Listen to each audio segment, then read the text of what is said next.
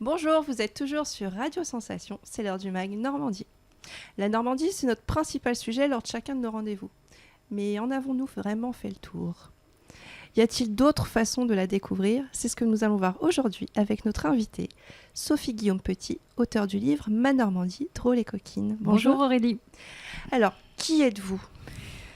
Un auteur, je tiens au masculin, un auteur féminin qui a choisi d'explorer des facettes un peu inattendues de la Normandie, des facettes un peu croustillantes, un peu étonnantes, en choisissant de parler des côtés drôles et coquins de la région. Sur les 5 départements, bien sûr. Alors, c'est pas votre premier ouvrage ? Non, ce n'est pas mon premier ouvrage. Je me considère un peu comme un auteur régionaliste. Donc, j'ai écrit pour les éditions Bonneton, j'ai écrit Seine-Maritime sans lieu pour les curieux, ensuite Le Calvados avec le même titre. Et je me suis lancée dans l'auto-édition avec des livres consacrés au Havre, en profitant des 500 ans de la ville qui ont été fêtés en 2017, pour ensuite enchaîner avec un quiz et maintenant élargir, parce que je trouvais qu'il y avait un sujet qui n'avait pas été abordé en Normandie, vu le vide abyssal que j'ai vu constater dans les archives, c'est le côté un peu sensuel et érotique de la Normandie. Alors, est-ce que c'est facile quand on se lance dans ce type Excellente question. d'ouvrage ? C'est pas facile du tout. La Normandie, ce ne sont pas les deux principales qualités, l'humour et la sensualité, qui viennent tout de suite à l'esprit quand on aborde un sujet pareil. C'est pour ça que il y a vraiment un vide sur ce sujet. Donc il a fallu contacter beaucoup d'offices de tourisme, des gens serviables, des gens communicants, avoir des belles rencontres et arriver à pouvoir, après 2 ans de recherche, à sortir ce livre. Alors, vous avez parlé des offices de tourisme. Les offices de tourisme, les conservateurs de musées. J'ai réussi à avoir l'autorisation spéciale de la tapisserie de Bayeux, ce qui n'était pas une mince affaire, car je suis ravie de vous annoncer qu'il y a des petites scénettes érotiques au cœur de la tapisserie de Bayeux. Oui, on la découvre un peu Oui, autrement. vous allez découvrir des choses assez drôles dans le livre et qui m'ont fait plaisir. Je voulais écrire un livre qui me donne envie de l'acheter. Donc c'est ce que j'ai fait. J'ai essayé de réaliser, en toute modestie, un livre qui soit sympa, qui soit drôle, qui soit léger. On a tous besoin de sourire et de rigoler. Alors je résiste pas à l'envie de nous en demander une ou deux anecdotes. Alors, si Aurélie, on considère que cela ne concerne que le patrimoine, j'insiste vraiment sur ce sujet, sur ce point. C'est effectivement très varié et assez inattendu souvent, mais c'est le patrimoine, donc je me cache derrière cette appellation. Je peux vous raconter des petits extraits de chants populaires du XVIIe siècle qui viennent de la tradition orale, surtout dans le pays de Caux, avec par exemple une jeune fille qui annonce à sa maman qu'elle est enceinte, elle est très jeune, et donc c'est 4 vers. La maman demanda « Qui t'a fait ça, ma fille ? Qui m'a fait ça, ma mère ? C'est le garçon tailleur, en prenant la mesure, a pris la profondeur. » Ça vous donne un peu le ton qui reste très courtois, élégant. Vous ne trouverez jamais de choses très très grivoises. Même si c'est très sensuel, ça reste. Quand j'évoque par exemple la littérature de Flaubert ou de Maupassant, parce que malheureusement Barbé d'Aurevilly, je n'ai rien trouvé de très drôle ni de coquin. C'est léger. On reste léger. Et on a quand même de très grandes surprises.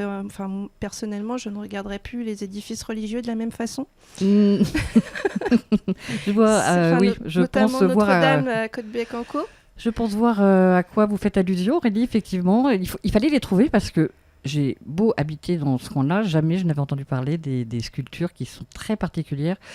Au sein de 333 petits personnages qui sont sur l'église, vous avez 3 petits personnages qui sont, très affairés, occupés à des tâches très, coquines. Intime. Donc je n'en dirai pas plus que ça, on le découvre dans le livre. Très intime, oui. En tout cas, on vous conseille de regarder les choses un peu plus... avec un peu plus de détails, peut-être. Tout simplement chez vous, à Bernay. Oui. Vous avez une petite maison, la maison... dite du comte d'Alençon, qui, ma foi, est tout à fait suggestive au niveau des sculptures que vous pouvez voir sur la façade. Je pense que vous avez dû en avoir connaissance. Des hommes feuilles qui sont effectivement avec des mimiques très très particulières. Et vous avez non seulement ça, mais vous avez aussi Saint-Sébastien qui est dans un coin de la maison, nu, offert une vraie représentation de l'homo-érotisme qui est magnifique chez vous. Et alors on a aussi des petites anecdotes animalières. Oui, des petites anecdotes parce qu'on a dans certains, que ça soit là c'est dans l'Eure, vous avez à Biotropica ou dans la Manche à la Cité de la Mer, des mœurs d'animaux tout à fait drôles et coquines. On peut pas dire autrement.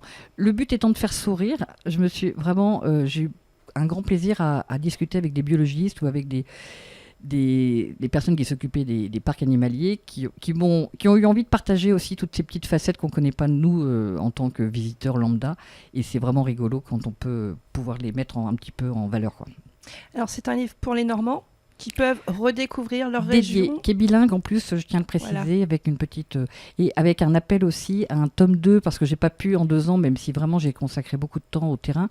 Je suis sûre qu'il y a des merveilles, des pépites qui dorment encore, qui ne sont pas encore découvertes et que je me ferai un plaisir de présenter dans un tome 2. Je donne toutes les coordonnées au sein du livre pour pouvoir me les communiquer. Donc c'est ce petit guide, c'est presque un guide de voyage à Oui. s'offrir et à offrir.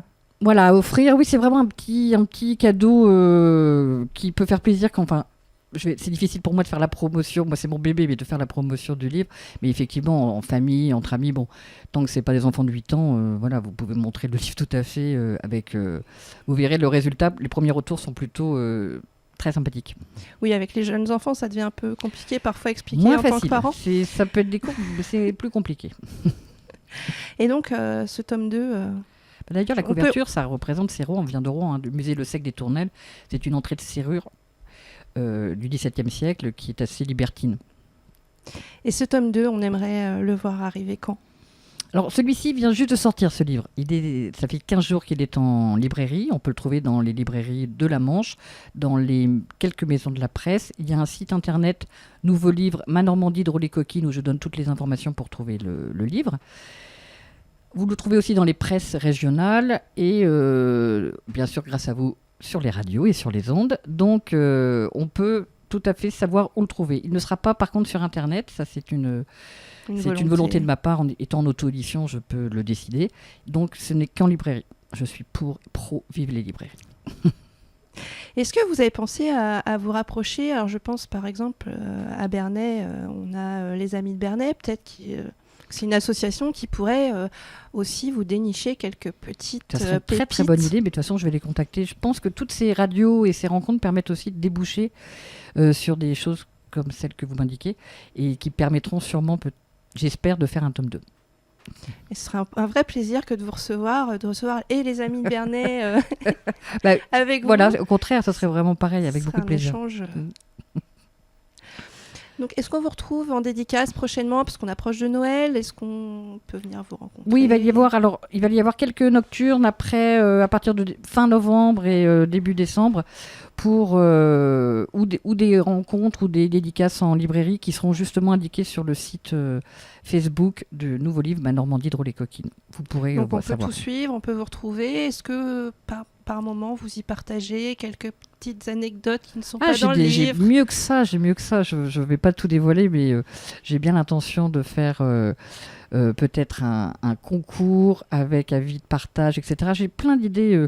Ce n'est pas échangiste, hein, on est bien d'accord. C'est vraiment très sage et raisonnable.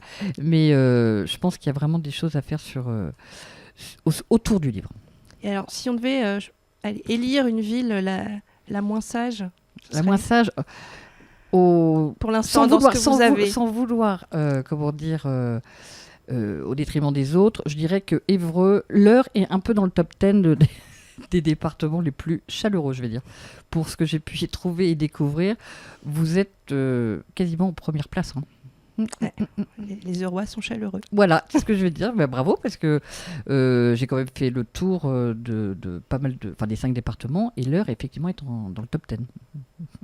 Donc on rappelle votre livre Ma Normandie drôle et coquine qui vient de sortir, qu'on trouve dans beaucoup de librairies. Là, il est à Bernay. Vous voulez que je vous dise où il est Il est à l'heure des livres, la librairie L'heure des livres à Bernay. Et puis on peut suivre toute votre actualité sur votre page Facebook. Oui. Et puis on espère vous recevoir pour un tome 2. Bah, j'espère bien. Merci Aurélie. Merci à l'équipe. Retrouvez ce mag en audio et vidéo sur notre site radiosensation.fr.